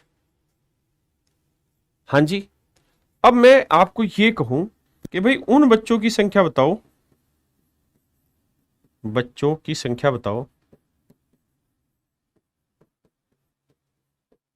क्या बताओ? जिन्होंने ने केवल आइसक्रीम चूसी। बताओ। तो आप कहोगे सर यही तो वो बच्चे जिन्होंने केवल आइसक्रीम चूसी है, ये वाले। भाई ये वाले कौन है? ये वो है जिन्होंने आइसक्रीम तो चूसी लेकिन साथ के साथ बर्गर भी खा लिया। तो ये तो वो है जिन्होंने बर्गर और आइसक्रीम दोनों खाया। हमें वो चीज जिन्होंने केवल आइसक्रीम खाया हो या खाई हो या जो भी है। तो केवल आइसक्रीम कितनों ने खाई है? 20 ने। तो मेरे बेटा जो तुम मुझको गरिया रहे थे यही तो मैं समझा रहा था। अब मैंने तुम्हें आइसक्रीम और बर्गर खिला दिया तो तुम्हें समझ में आ गया। वैसे तुम हराम खो, मोटा अनाज खा रहे हो। अरे भाई जिन्होंने बर्गर नहीं खाया, केवल उन बच्चों ने जिन्होंने बर्गर नहीं खाया। तो 20 बच्चे ऐसे थे जिन्होंने बर्गर नहीं खाया। ये वही है जिन्होंने केवल आइसक्रीम खाई थी। यही मैं यहाँ पे ढक्कनों समझाने की कोशिश कर रहा था अनपढ़ों कि केवल हिंदी में जो पास हुए इसका मतलब वो इंग्लिश में फेल हुए, और जो इंग्लिश में पास हुए इसका मतलब वो हिंदी में फेल हुए। बस यही बात मैं कह रहा था यार, और कुछ थोड़ी ज्ञान दे रहा था। अब इस सवाल को पढ़ो और इस सवाल का उत्तर दो। बहुत ही जबरदस्त सवाल है, मतलब देखते ही मजा आ जाएगा। सवाल ऐसा है। सवाल में कह रहा है एक परीक्षा में 80% छात्र गणित में पास हुए, 65% छात्र तर्कशक्ति में उत्तीर्ण हुए, 15% छात्र दोनों विषयों में अनुत्तीर्ण हुए। मान लिया यार पास हुए फेल हुए चलेगा। अब कह रहा है 150 student who passed only in maths. Pass only in math. मैंने अभी समझाया कि अगर दो सब्जेक्ट है मैथ और इंग्लिश, है ना, मैथ और रीजनिंग, तो जो बच्चे केवल मैथ में पास हुए हैं वो फेल हुए होंगे इन reasoning. Fail only in reasoning.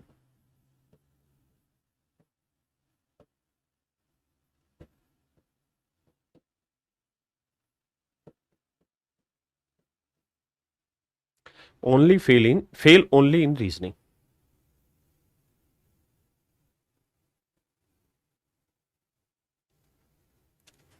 Fail only in reasoning. तो मेरे भाई इस बात को समझो, कनपट्टी के लगा दो कि जो बच्चे केवल मैथ में पास हो रहे हैं वही बच्चे तो केवल इंग्लिश रीजनिंग में फेल हो रहे हैं, केवल रीजनिंग में फेल हो रहे हैं।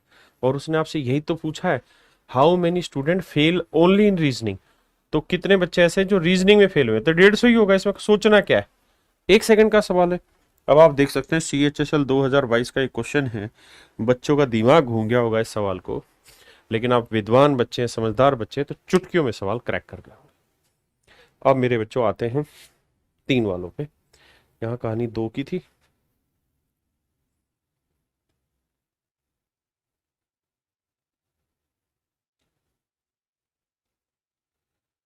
आइए भाई पहले एग्जाम्पल से समझा देता हूँ मतलब क्या होता है। देखो यार 3 चीजें होंगी इस बार। डाटा बदल देते हैं, गोलों का रंग बदलते हैं, रंग बदलती दुनिया में क्या तेरा है क्या मेरा है। रंग बदलते हैं भाई।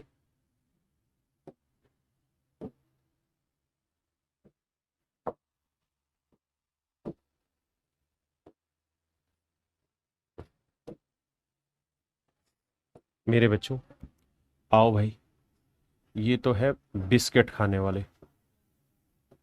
बिस्कुट खाने वाले इसे बी से डिनोट कर देंगे। ये है भैया आइसक्रीम खाने वाले, इसे आई से डिनोट कर देंगे। आइसक्रीम, आइसक्रीम खाने वाले इसे हम आई से डिनोट कर देंगे। और मेरे नन्हे मुन्ने बच्चों ये है कौन से बच्चे? ये वो बच्चे हैं बिस्किट खा लिया, आइसक्रीम खा लिया, चॉकलेट कर देते हैं इनको। ये चॉकलेट खाने वाले हैं।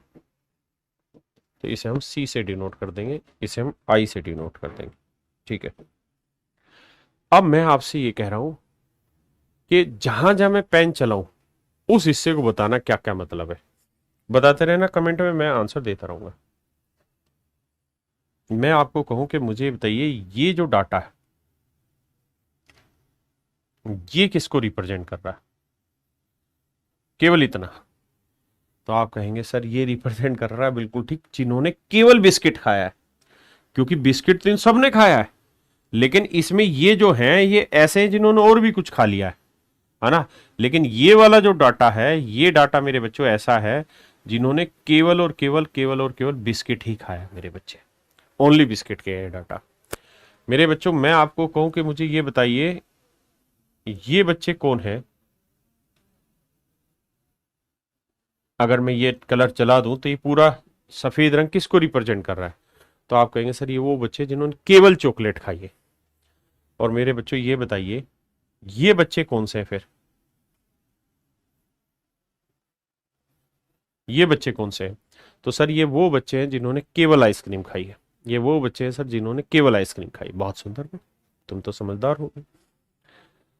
तो अब मैं आपसे ये जानना चाह रहा हूं कि इन बच्चों की संख्या बताओ क्या है, ये बताओ, बोलो, जवाब दो। तो मेरे भाई एक बात समझो, बहुत प्यार से सुनना, ये कौन से बच्चे हैं, सर ये वो बच्चे हैं जिन्होंने बिस्किट भी खाया है, आइसक्रीम भी खाई है और चॉकलेट भी खा गए। क्यों? क्योंकि देखो ये वाला हिस्सा है चॉकलेट का, यहां से यहां तक का ये हिस्सा चॉकलेट का, ठीक है जी, बिल्कुल सही है। तो सर ये वाला हिस्सा है किसका, आइसक्रीम का, और ये वाला हिस्सा है सर बिस्किट का। तो ये वो बच्चे हैं जिन्होंने बिस्किट, चॉकलेट और आइसक्रीम खाए हैं। लेकिन अगर मैं आपसे कह दूं कि ये वाला हिस्सा बताओ कौन सा है, तो आप कहेंगे ये वो हिस्सा है जिसमें तीनों शामिल होते हैं, जिन्होंने बिस्किट, चॉकलेट, आइसक्रीम तीनों खाए।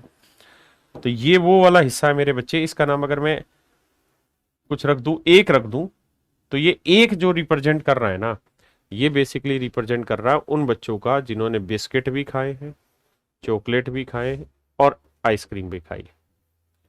ये उनकी वैल्यू को रिप्रेजेंट कर रहा है। हाँ जी, ऐसे ही मेरे बच्चों अगर मैं आपको कहूं कि भाई मुझे ये वाली वैल्यू बताइए, दो किसको रिप्रेजेंट कर रहा है, तो आप कहेंगे देखो सर ये तो वो बच्चे हो गए जिन्होंने बिस्किट भी खाए हैं, चॉकलेट भी खाए और आइसक्रीम भी खाए हैं। लेकिन अगर इसमें से मैं ये डाटा हटा के सिर्फ इतना ही रखूं, इतना ही रखूं, तो ये किसको रिप्रेजेंट कर रहा है, तो सर ये बेसिकली रिप्रेजेंट करेगा उन बच्चों को जिन्होंने only only biscuit intersection ice cream खाई है, जिन्होंने केवल बिस्किट और आइसक्रीम खाई है, ये दो को रिप्रेजेंट करेगा। क्या आप समझ पा रहे हैं भाई? समझने की कोशिश करना। मैं तुम्हें कहूं तुम सा हंसी देखा नहीं। अब मेरे बच्चों ये बताना, ये जो डाटा है ये किसको रिप्रेजेंट करेगा, अगर इसका नंबर 3 डाल दूं तो ये 3 किसको रिप्रेजेंट करेगा, तो मेरे बच्चों ध्यान देना, 3 रिप्रेजेंट करेगा ओनली आइसक्रीम और चॉकलेट, आइसक्रीम और चॉकलेट। समझ गए? यानी ये 3 वो है जिन्होंने आइसक्रीम और चॉकलेट खाई है, बट क्या नहीं खाई है, बिस्किट नहीं खाए, क्योंकि ये लाल रंग या गुलाबी रंग जो है ये चॉकलेट में और आइसक्रीम में ही घूम रहा है। अब मेरे भाई मैं कहूं तुम्हें, मैं अगर कहूं तुम साहसी देखा नहीं, भैया जी ये 4 है, तब मुझे बता दो ये 4 कहाँ इस्तेमाल होगा, 4 कहाँ इस्तेमाल होगा, तो आप कहेंगे 4 इस्तेमाल होगा sir only biscuit and chocolate, biscuit and chocolate. अब मुझे बताइए कहानी आपको समझ में आई कि नहीं आई? हाँ है ना, केवल बिस्किट और चॉकलेट और कहीं यूज नहीं होगा। क्या आप मेरी बात समझ पाए? हाँ है ना। तो ये मेरे बच्चे इनके शब्दों के अर्थ हैं। अब आप चाहें तो मैं इस पे एक फार्मूला लिखवा देता हूं, मतलब आप समझ ही गए। देखिए अगर मैं ये लिख रहा हूं ना बिस्किट इंटरसेक्शन चॉकलेट, तो इसका मतलब बिस्किट और चॉकलेट कॉमन मिला के कितने बच्चे खाने वाले हैं वो है। तो बिस्किट, इस शब्द को समझना, अगर मैं सिंपल ये कहूं कि बिस्किट और चॉकलेट का इंटरसेक्शन बताओ क्या होगा नंबर ऑफ स्टूडेंट, तो भैया बिस्किट है यहां, चॉकलेट है यहां, तो बाबू ध्यान ये दे देना, गड़बड़ झाले में मत फंस जाना, बिस्किट और चॉकलेट खाने वाले ही हैं ये सारे बच्चे, वो है जो बिस्किट भी खा रहे हैं और चॉकलेट भी खा रहे हैं, है ना, क्योंकि ये एक वाला भी ऐसा है जो बिस्किट भी खा रहा है, चॉकलेट भी खा रहा है। तो इसका आंसर हो जाएगा 1 जमा 4। लेकिन अगर मैं कहूं कि ओनली बिस्किट और चॉकलेट, तो उसमें केवल 4 आएगा। ओनली में और टोटल में फर्क होता है, उस बात को समझना। अब मैं इसका एक शॉर्टकट लिखवा दे रहा हूं मेरे बच्चों, शॉर्टकट पे फोकस करिए। तीन चीजें होंगी, मान लो ए बी और सी, तीन चीजें।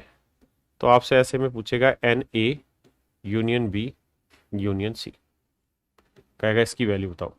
तो एन ए एन बी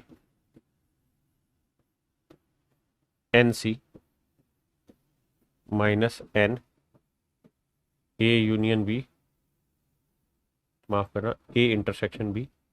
ये ओनली नहीं है, ओनली अलग होता है। N B intersection C, N C intersection ए।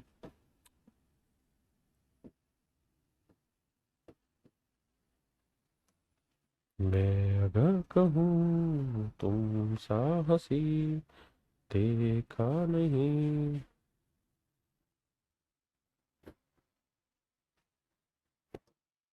और माइनस में रहता है मेरे बच्चे, यहां लिख देता हूं माइनस में, n A intersection B intersection C, ना प्लस में रहता है। ये मेरे प्यारे बच्चों इसका सूत्र होता है। मैं आपको दोनों ही तरीके से समझाता हूं। पहले आप इस सवाल पर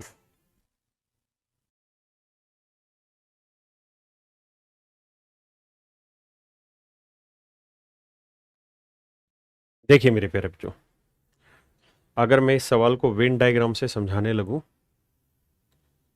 तो ऐसे कह रहा है कि भाई तीन चीजें हैं, मैथ, इंग्लिश और हिंदी, ये तीन चीजें, मैथ, हिंदी और इंग्लिश। अब जरा ध्यान से देखिए, कह रहा है 40% बच्चे मैथ में पास होते हैं,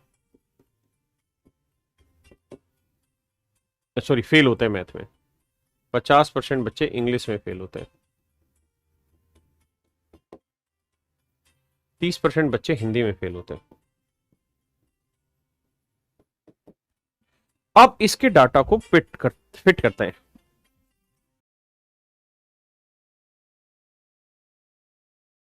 देखिए 30% है, कह रहा 25% छात्र गणित और अंग्रेजी दोनों में फेल हो रहे हैं, मैथ और इंग्लिश में 25% बच्चे फेल हो रखे हैं। 15% छात्र इंग्लिश में हिंदी में, 15% छात्र इंग्लिश में हिंदी में फेल हुए, 22% छात्र हिंदी में गणित में, 22% छात्र मेरे प्यारे बच्चों हिंदी में गणित में फेल हुए। यदि 13% छात्र ऐसे हैं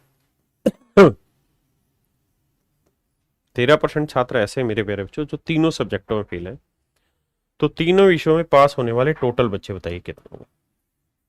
तो आप ये बताइए कि यार 22% बच्चे वो हैं जो यहां से यहां तक है, 22 में से ये 13 है थी, कितना बता, 9%। ये टोटल है 15, 15 में से ये 13 है थी, कितना हुआ, 2%। ये टोटल खाना जो है ये 25 है, 25 में ये 13 थी, कितना आएगा, 12। अब मैं कहूं कि केवल मैथ में कितने फेल है, तो भाई ये पूरा है 40, 40 में से 9%,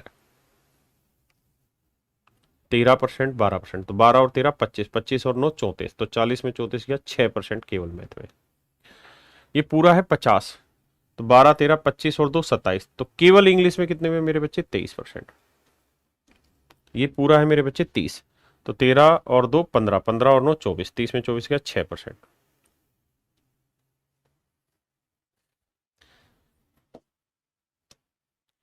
अब मेरे भाई केवल मैथ में कितने बच्चे पास हुए, 6, केवल इंग्लिश में कितने पास हुए, 23, और केवल हिंदी में पास कितने हुए, 6।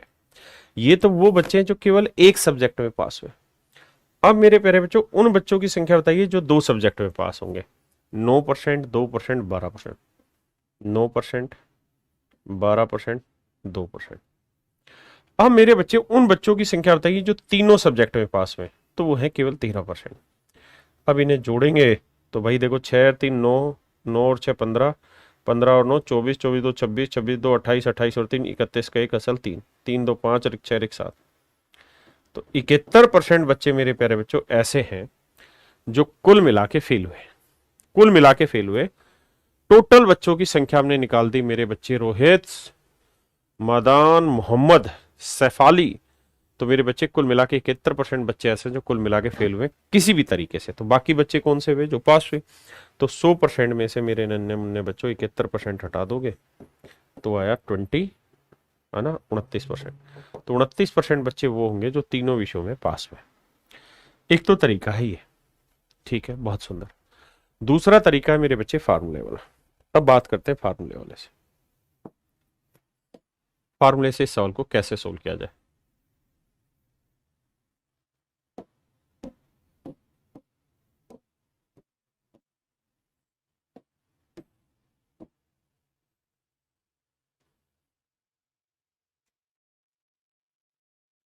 छोटा कर रहा हूं डाटा, बाकी आप समझना। देखिए यार, आप जानते हैं फार्मूला ये रहता है, math union English union Hindi.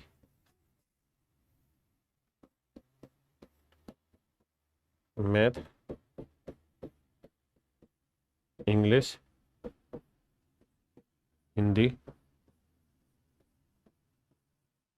Math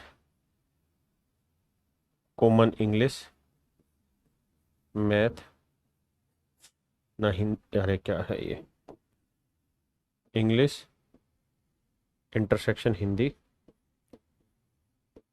Hindi intersection math, और प्लस में करना है तीनों में जो कॉमन हो, यानी n math intersection English intersection Hindi.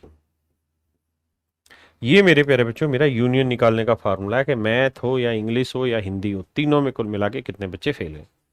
तो मैथ में है मेरे भाई 40%, हिंदी में है 30%, अंग्रेजी में 50%, मैथ और इंग्लिश में भाई 25%, 15% है इंग्लिश हिंदी में, 22% है हिंदी मैथ में, और तीनों में 13% है। जोड़ दो भाई, तो 40 30 70 और 50 120, 120 और 13 133। तो प्लस वाले आए 133, माइनस वाले करेंगे 25 से 15 40, 40 और 22 कितना हो गया भाई? 40 और 22 हो गया 62, 3 में 2 गया 1, 13 में 6 गया 7। तो मेरे प्यारे बच्चों कुल मिला के 71% बच्चे ऐसे हैं जो मैथ या इंग्लिश या हिंदी में कुल मिला के पास हुए, यानी इनके यूनियन में। तो टोटल कुछ नहीं दे रखा, तो इसका मतलब 100% है। तो इसमें से 71% पास हुआ, तो बाकी कितना बचा? 29%। तो 29% बच्चा, मतलब 71% फेल है मेरे प्यारे बच्चों, माफ करना, तीनों में। ये इनके यूनियन में 71% है, तो बाकी 29% वो होंगे जो इस यूनियन के नहीं है, यानी जो पास हुए होंगे तीनों में। तो ये मेरा आंसर है। हाँ जी, जैसे मर्जी आंसर दे दीजिए, आपकी समझ के ऊपर डिपेंड है, आप कैसे सोचते हैं। अगर 3 का हो तो मुझे लगता है फार्मूले से आसान है, क्योंकि आपको ये लिखना नहीं है, आपको खटाखट करना है। और एग्जाम्पल से सवाल समझाता हूं। 3 वाले में जहां तक संभव हो मेरे बच्चों, आप कोशिश करके वेन डायग्राम ना बना के सीधे फार्मूले से काम करिए। 2 वाले में मेरे प्यारे बच्चों आपको वेन डायग्राम बनाना होता है। करिए जी।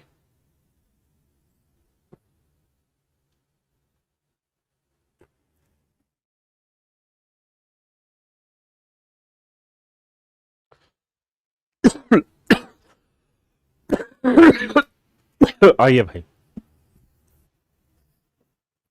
देखिए यार, 20% बच्चे मैथ में फेल हुए, लिखो भाई।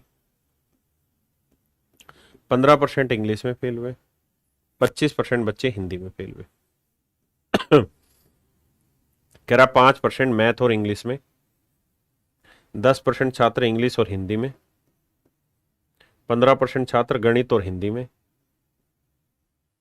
और कह रहा है 2% छात्र तीनों विषयों में फेल हुए। तो तीनों वाला जोड़ देते हैं, बाकी जो कॉमन होते हैं वो घटा देते हैं। अब जोड़ के सेटल करेंगे, 20 15 25 40 और 20 60 और 2 ये 62 भाई, 15 5 20 और 10 30, 30 घटाएंगे थी, कितना बचा? 32।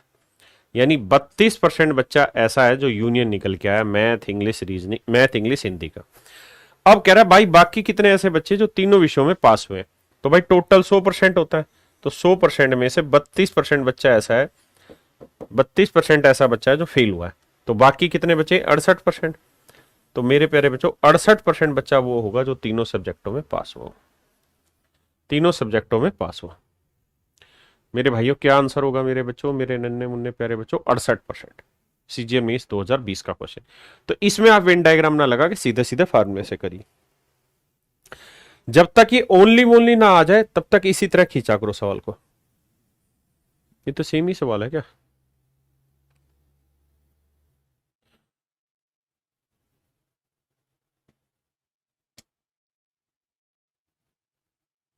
हाँ, ये तो सेम ही सवाल है भाई। ये तो सेम है, सेम सवाल था।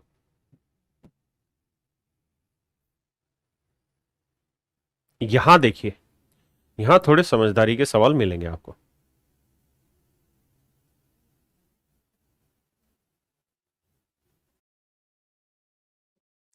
मेरे बच्चों ध्यान से सवाल को पढ़े। हम इसे फिर फार्मूले से ही रगड़ेंगे, चिंता वाली बात नहीं है, लेकिन फार्मूला लिखने की जगह तो मिले कहीं। अब ये 3-3 वाले सवाल इतने बड़े हो जाते हैं, क्या रहे क्या। देखिए भाई ध्यान से, पढ़ तो लिया ही आपने, मैं हाईलाइट कर देता हूं। कहता है इन एन एग्जाम, पहले फार्मूला लिखवाता हूं फिर बाकी बातें बाद में। मैथ, फिजिक्स और केमिस्ट्री। तो मेरे बच्चे math, physics, chemistry. N math,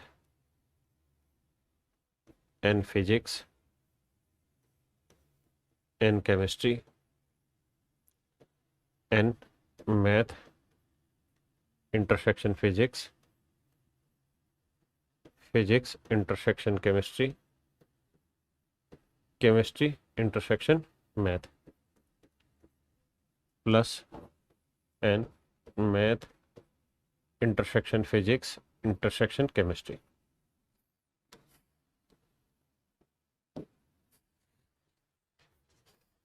आइए मेरे प्यारे बच्चों, कहता है किसी परीक्षा में 53% बच्चे ऐसे हैं जो गणित में फेल होते हैं।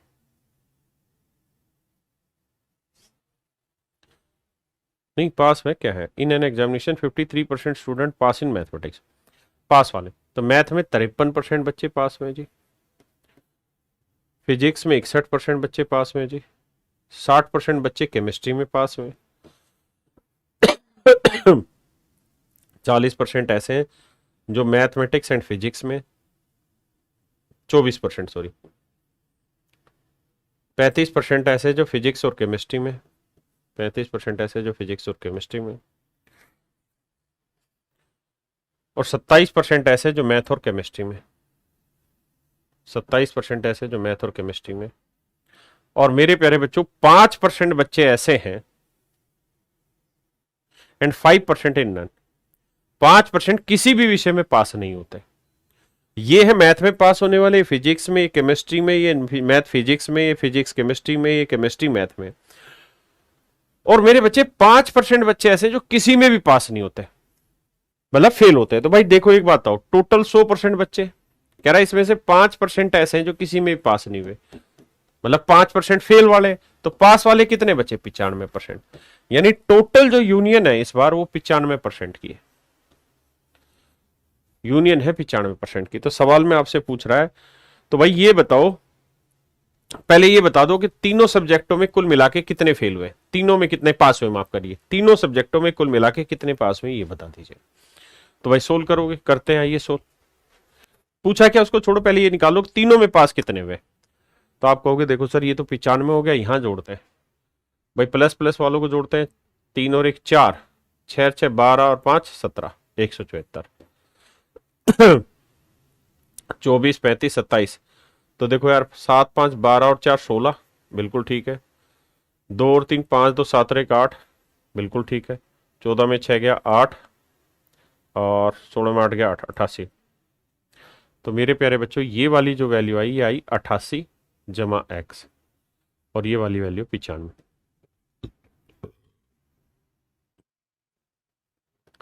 तो x की जो वैल्यू है मेरे प्यारे बच्चों वो है 7। x की वैल्यू है मेरे भाइयों 7। x की कितनी वैल्यू मेरे नन्हे मुन्ने प्यारे बच्चों, 7।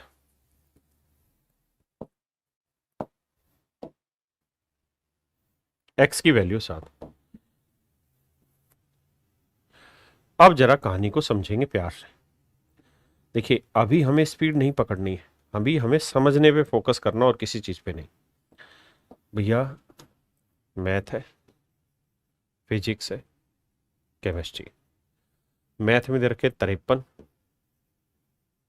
फिजिक्स में दे रखे 61, केमिस्ट्री में दे रखे 60। 24 बच्चे हैं मैथ और फिजिक्स में। 35 है भैया फिजिक्स और केमिस्ट्री में, और 27 बच्चे केमिस्ट्री और मैथ में। और हमने एक्स की वैल्यू निकाल दी, यानी तीनों में जो कॉमन है वो है 7 बच्चे। अब जो पूछ रहा वो निकालते हैं, अब सवाल पे आते हैं। तो सवाल में हमसे ये पूछ रहा भैया, हे भैया जी ये बताओ the ratio of percentage of passed in mathematics, यानी उन बच्चों का परसेंटेज का रेशियो बताओ जो मैथमेटिक्स में पास हुए। तो मेरे प्यारे बच्चों मैथ में पास होने वाले कितने बच्चे हैं? 53। मैथ में पास होने वाले बच्चे हैं 53, मैथ में पास होने वाले 53 बच्चे। एंड केमिस्ट्री, अच्छा sorry sorry sorry sorry sorry sorry, पूरा नहीं पढ़ा। सवाल में कह रहा है the ratio of percentage, the ratio of percentage of passed in mathematics and chemistry but not in physics. कहता है मैथ और केमिस्ट्री में पास हो लेकिन फिजिक्स में नहीं। तो मेरे बच्चे मैथ और केमिस्ट्री में पास हो लेकिन फिजिक्स में नहीं, तो वो कितनी संख्या होगी? तो आप कहेंगे मैथ और केमिस्ट्री में पास हो लेकिन फिजिक्स में नहीं, तो उनकी संख्या होगी 27 में 7 गया 20। यानी 20 छात्र ऐसे होंगे जो केवल और केवल मैथ और केमिस्ट्री में पास होंगे, फिजिक्स में नहीं। किसके साथ? To the percentage of passed in physics and chemistry, उन बच्चों के साथ जो फिजिक्स और केमिस्ट्री में पास हो बट नॉट इन मैथमेटिक्स। जो फिजिक्स और केमिस्ट्री में तो पास हो, past in physics and chemistry but not in mathematics, but mathematics में पास ना हो। मेरे बच्चे मैथ में पास ना हो। तो देखो 35 में से 7 गया 28, यानी 28 बच्चे ऐसे हैं जो फिजिक्स और केमिस्ट्री में तो पास हुए हैं लेकिन मैथ में नहीं। पक्का? तो कह रहे हैं इनके साथ परसेंटेज बता दो या रेशियो बता दो। रेशियो ही बताना है, रेशियो में आंसर यहीं काट के लिख दूं।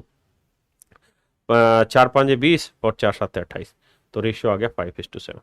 ये मेरे प्यारे बच्चों मेरा सही answer. Option B is your right answer. ये अच्छे सवालों में से एक है, ये अच्छे सवालों में से मेरे बच्चों एक है, जो one of the finest questions है उनमें।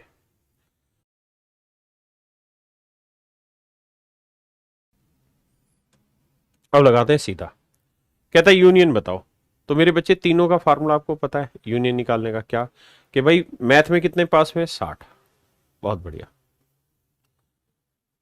40% अंग्रेजी में, माशाल्लाह। 30% रीजनिंग में, बहुत बढ़िया। 10% मेरे भाई,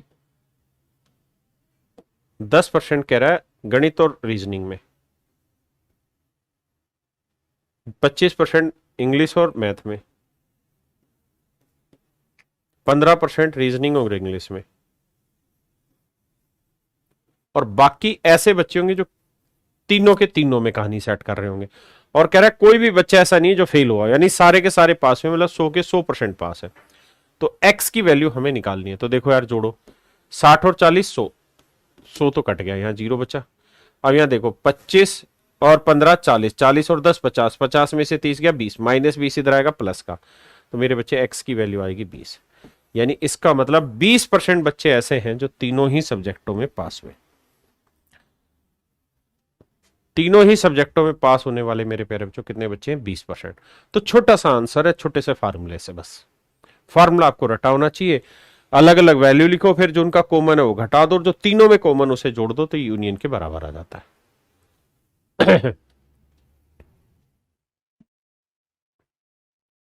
आइए मेरे बच्चे, ये बहुत ही खूबसूरत सवाल है।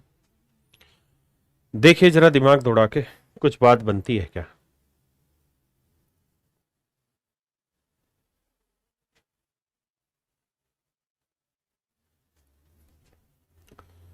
देखिए यार, ये थोड़े अच्छे लेवल के क्वेश्चन है।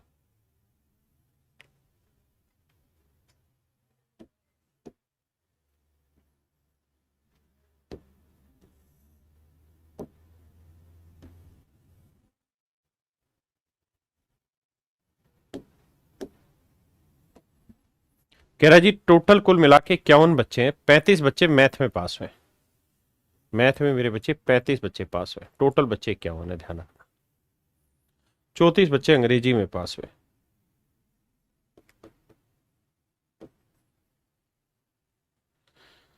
19 बच्चे जीएस में पास हुए, 11 बच्चे ऐसे हैं जो गणित और अंग्रेजी में पास हुए लेकिन सामान्य ज्ञान में नहीं। मैथ और इंग्लिश में पास हुए 11 बच्चे लेकिन सामान्य ज्ञान में नहीं। कह रहे जी 5 बच्चे ऐसे जो गणित और जीएस में पास हुए लेकिन इंग्लिश में नहीं। 5 बच्चे ऐसे जो गणित और जीएस में पास हुए लेकिन इंग्लिश में नहीं। और कह रहा 12 छात्र ऐसे हैं जो तीनों में पास हुए। 12 छात्र ऐसे हैं जो तीनों विषयों में पास हुए।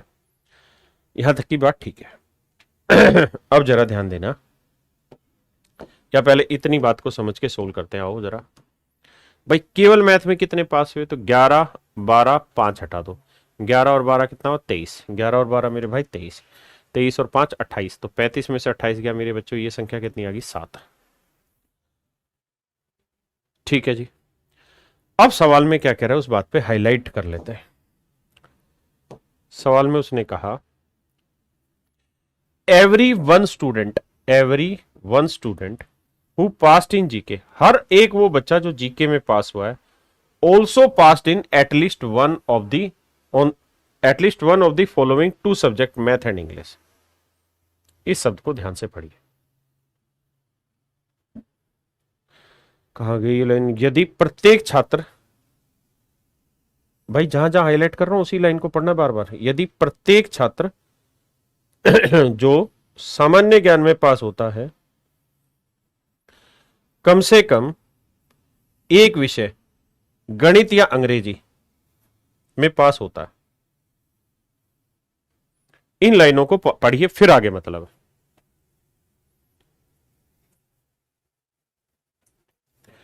देखिए यार, अब इस बात का मतलब समझाने की कोशिश करूंगा।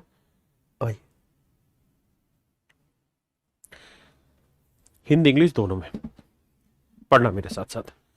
एवरी वन स्टूडेंट यानी हर एक student who passed in GK, जो जीके में पास कर रहा है वो किसी ना किसी और सब्जेक्ट में कम से कम पास होगा। At least one of the following 2 subject math and English, यानी जीके में पास होने वाला हर बच्चा कम से कम किसी एक सब्जेक्ट में और पास हुआ होगा, कम से कम, यानी मैथ और इंग्लिश में पास हुआ ही होगा। देखो 3 सब्जेक्ट है जीएस, तो कह रहा है जीके में या जीएस में पास होने वाला हर बच्चा कम से कम एक सब्जेक्ट में और पास हुआ। तो इसका मतलब ये हुआ केवल जीके में पास होने वाला कोई बच्चा नहीं है, केवल जीके में पास होने वाला कोई बच्चा नहीं। क्यों? क्योंकि जीके में जो भी पास हुआ किसी दूसरे सब्जेक्ट में भी कम से कम हुआ ही है, दूसरे कम से कम एक सब्जेक्ट में तो पास हुआ ही हुआ है। तो इसका मतलब जीएस में कोई भी बच्चा ऐसा नहीं जो अकेला जीएस में पास हुआ हो। तो मेरे भाई देखो ये 19 है, ये 12 और 5 17, तो ये पूरा गोला है 19, ये 0 जमा 5 जमा 12 17 आया, तो 19 में 17 गया 2, तो ये वाली वैल्यू होगी 2। अब मेरे बेटे इंग्लिश निकाल देंगे, 11 और 12 23 और 2 25, तो ये वैल्यू आई 9।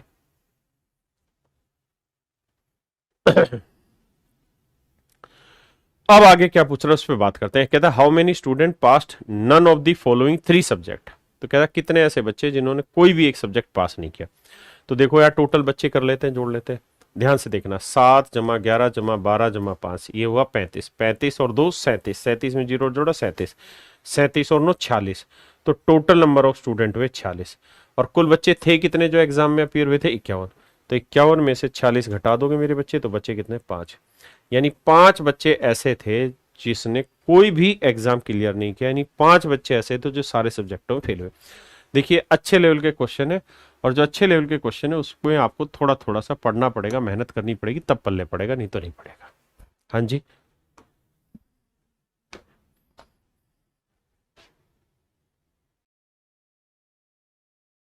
देखिए मेरे प्यारे बच्चों, सवाल को पढ़ते हैं। कहता है एक कक्षा में 39 स्टूडेंट मैथ में पास है, 50 स्टूडेंट इंग्लिश में, 39 स्टूडेंट रीजनिंग में पास है मेरे बच्चों। 21 student pass math and English, 18 student pass in English and reasoning and 19 student pass in reasoning and math. If 22 students अबे भाई रुक जा, if 22 students passed in exactly 2 subject. सवाल में कह रहा है भाई 22 ऐसे बच्चे हैं जो एग्जैक्टली 2 ही सब्जेक्ट में पास हुए। 22 ऐसे बच्चे हैं जो केवल 2 ही सब्जेक्ट में पास हैं। तो ये जब भी केवल वर्ड हो ना भाई तो ये खतरनाक होता है, और इस केवल वर्ड की केवल सुलझाने के लिए सवाल के लिए फिर वेन डायग्राम बनाना मजबूरी हो जाएगा। आइए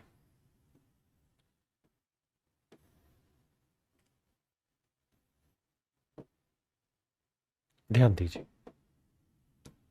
भाई, 39 बच्चे गणित में पास हुए, मैथ में 39 बच्चे पास हुए हैं, बहुत बढ़िया जी। 50 बच्चे इंग्लिश में पास हुए जी, माशाल्लाह।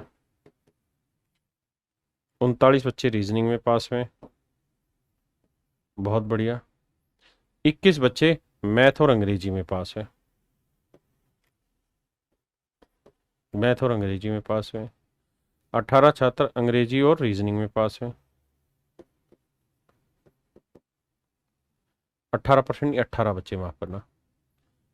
19 बच्चे रीजनिंग और मैथ में पास हुए, 19 बच्चे रीजनिंग और मैथ में पास हुए। अब मेरे बच्चे, कहानी ये है कि हमें टोटल नहीं दे रखा कि तीनों में कुल कितने पास हुए, तीनों में, तो मैं मान लेता हूं x। तो केवल मैथ और इंग्लिश में कितने हुए थे, 21 में से x घटाया 21 माइनस एक्स। केवल रीजनिंग और मैथ में कितने हुए, 19 माइनस एक्स। केवल रीजनिंग और इंग्लिश में कितने हुए, 18 माइनस एक्स। तो मेरे प्यारे बच्चों, इन तीनों का जब जोड़ करोगे, एक दो ना सॉरी सॉरी सॉरी गलत बता रहा हूं, इन तीनों का 1 2 और 3, ये वो बच्चे हैं, 19 माइनस एक्स वो बच्चे हैं जो केवल 2 सब्जेक्ट में पास हुए हैं, मैथ और रीजनिंग में। ये 18 माइनस एक्स वो बच्चे हैं जो केवल 2 सब्जेक्ट में पास हुए हैं, और ये 21 माइनस एक्स वो बच्चे हैं जो केवल 2 सब्जेक्ट में पास हुए। और कह रहा है 2 सब्जेक्ट में पास होने वाले केवल 22 बच्चे। सोल्व करोगे भाई तो -3x, देखो 21 और 22, ये एक बचा। अब 19 और 18 37, 37 में गया 36, तो x की वैल्यू आ गई मेरे बच्चे 12। अगर x की वैल्यू 12 आ गई तो मेरे भाई पॉइंट ऑफ इंटरसेक्शन आ गया 12, मतलब तीनों में जो को माने। अब कह रहा भाई टोटल नंबर ऑफ स्टूडेंट बताओ, यही पूछा ना, तो कुल कितने छात्र पास हुए, तो भाई ये टोटल बच्चे बताओ। अब 2 तरीके, या तो आप सीधा सीधा फार्मूले से सोल्व कर सकते हो, या ये वैल्यू इंडिविजुअली आप निकाल सकते हो। देखिए यार कैसे कैसे करा जाए। अगर मेरे बच्चे सोल्व करना है तो आपको ये देखना होगा कि ये वाली वैल्यू है भाई, इसे हटाओ। x की वैल्यू आ गई कितनी, 22 ना 12, तो ये 12 है, ये 18 है, तो ये 6 होगी, ये 7 होगी, ये 9 होगी। अब मेरे बच्चे ये 39 है, तो 12 और 9 21, 21 7 28, तो ये 11 बची। ये 50 है, तो 12 6 18 और 9 27, ये बचा मेरे भाई 23। और ये 12 6 18 और 7 18 और 7 25, 39 में 25 गया, ये आया 14। अब मेरे बच्चे 14 11 23 जमा 7 जमा 9 जमा 6 जमा 12 जोड़ देंगे, ये मेरा आंसर आएगा। ये मेरी बच्चों बेसिक बात थी हमारी वेन डायग्राम के ऊपर, कि वेन डायग्राम में कैसे कैसे सवाल बनते हैं और आप इन सवालों को किस तरह सोल्व कर सकते हैं। तो आज के लिए मेरे प्यारे बच्चे इतना ही। Thank you, have a nice day to everyone.